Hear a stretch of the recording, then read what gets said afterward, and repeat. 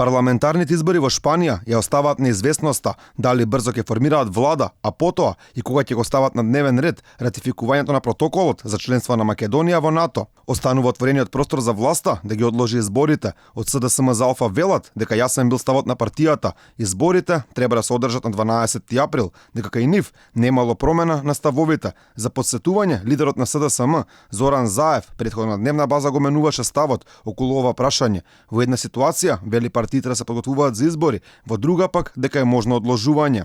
Секој пат одговорноста на државата е пред се и над се, оставаме можност било какви промени да се случи. Зошто? Заради НАТО. Ратификацијата. Ние нема да дозволиме, веројатно како држава, да немаме парламент кога треба ние да ратификуваме НАТО.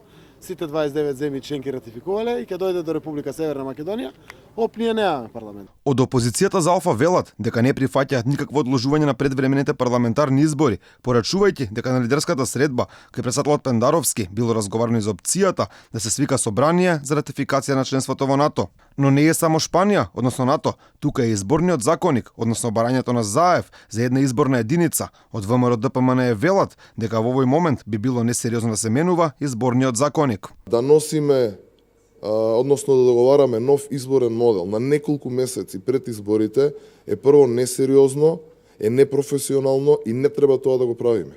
Значи имаме закажани избори.